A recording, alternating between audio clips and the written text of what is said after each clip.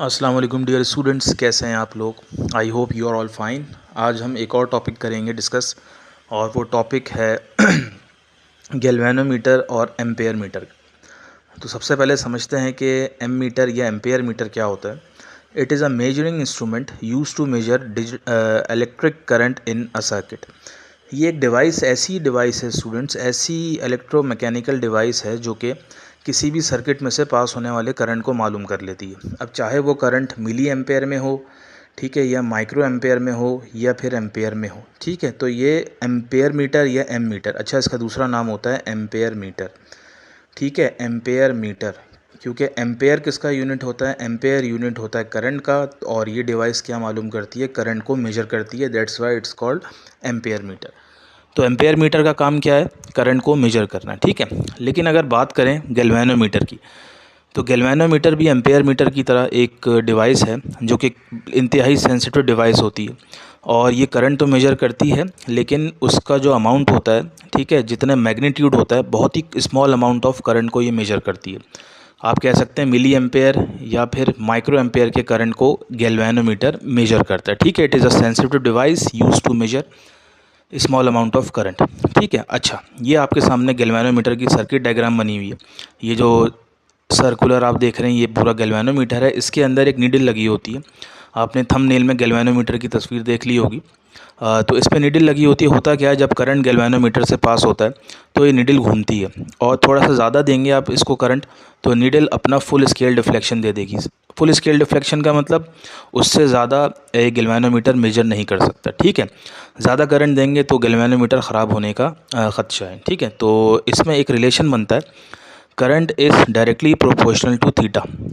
क्या मतलब कि जितना ज़्यादा आप करंट गैल्वेनोमीटर को देंगे, उतना ज़्यादा पॉइंटर या नीडल घूमेगी, उतना ज़्यादा एंगल बनाएगी, ठीक है। तो इसको कहते हैं फुल स्केल डिफ्लेक्शन। क्या कहते हैं, फुल स्केल डिफ्लेक्शन। ये देखें आपके सामने लिखा हुआ भी है, it shows full scale deflection at few milli ampere current. ज़रा सा इसको करंट दें आप मिली एम्पेयर्स में, तो ये पूरा का पूरा ये नीडल घूम जाती है, ठीक है। तो ये तो हो गया गैल्वेनोमीटर। तो डिफरेंस क्या है गैल्वेनोमीटर और एम्पेयर मीटर में। Galvanometer measures small amount of current, whereas ammeter measures large amount of current. पहली चीज़ तो ये हो गई, ठीक है।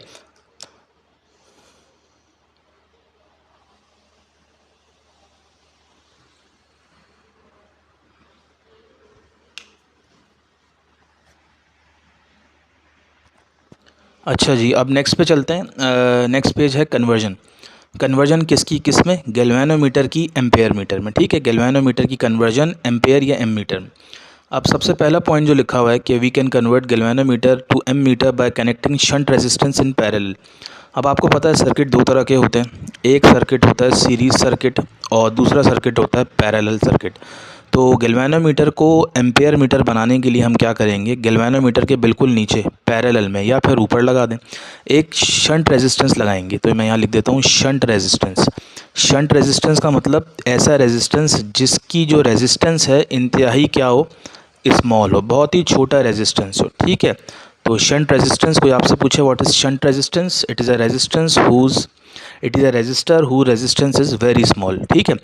तो आपने क्या किया, पैरेलल में शंट रेजिस्टेंस को कनेक्ट कर दिया। अब ये पूरी डायग्राम जो नज़र आ रही है बेसिकली किसकी है, ये डायग्राम है एम मीटर की।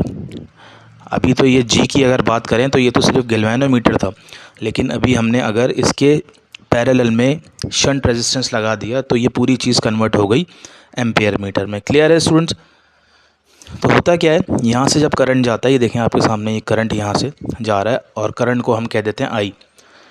तो आई के पास दो रास्ते हैं, एक रास्ता तो ये रहा गैल्वेनोमीटर के पास जा रहा है, और दूसरा रास्ता नीचे की तरफ जा रहा है जो कि शंट से निकलेगा। तो आई बेसिकली क्या हो जाएगा, डिवाइड हो जाएगा। तो हम यहाँ लिख सकते हैं करंट, टोटल करंट जो है वो बराबर होता है current passing through galvanometer plus current passing through shunt resistor, ठीक है। तो अगर आप यहाँ से शंट रेजिस्टेंस का करंट मालूम करना चाहें तो आई एज इट इज़ रहेगा, और यहाँ आई जी आके माइनस हो जाएगा, तो अकेला यहाँ रह गया आई एस। तो शंट रेजिस्टेंस में से जो करंट पास होगा उसका फॉर्मूला होता है आई माइनस आई जी, ठीक है। ये आप याद रखिएगा। ये चीज़ हो गई, तो पता चला कि गैल्वेनोमीटर एम्पेयर मीटर में कैसे कन्वर्ट होता है। एक शंट रेजिस्टेंस लगा दें पैरेलल में, ठीक है। अब होगा क्या, फ़र्ज़ करें गैल्वेनोमीटर मेजर करता है 1 मिली एम्पेयर करंट, तो गैल्वेनोमीटर से तो 1 मिली एम्पेयर ही करंट पास होगा।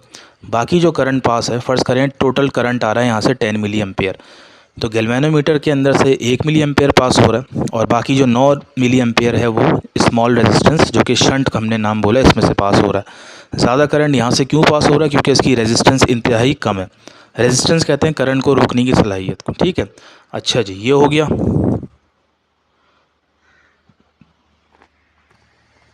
ओके, आगे चलते हैं। अब जो हम रेजिस्टेंस हमने लगाया था स्मॉल रेजिस्टेंस, उसकी वैल्यू कैसे मालूम की जाती है, ठीक है स्टूडेंट्स। तो एक बात याद रखें कि ये तो था गैल्वेनोमीटर, इसके हमने बिल्कुल नीचे पैरेलल में यूं करके शंट रेजिस्टेंस को लगाया था, ठीक है। और करंट आ रहा था यहाँ से, ये देखें मैं यहाँ लगा दिया मैंने, ये करंट आ रहा है यहाँ से।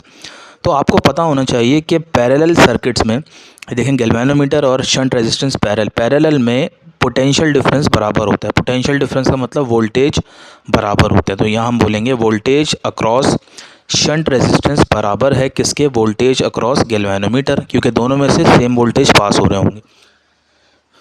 अब ओम्स लॉ के मुताबिक V का फार्मूला होता है IR, यह आपने क्लास 10th में पढ़ा होगा। और इसी तरह यहाँ भी हम करेंगे IR। अब यहाँ शंट की बात हो रही है तो यहाँ पे SS लगा दिया, और यहाँ गैल्वेनोमीटर की बात हो रही है तो हमने GG लगा दिया, ठीक है। तो अभी हमें वैल्यू निकालनी है शंट रेजिस्टेंस की, तो शंट रेजिस्टेंस यहाँ पे अकेला रह गया, तो वहाँ जाके IG और RG से डिवाइड हो गया कौन, IS, ठीक है, हमने डिवाइड करा दिया।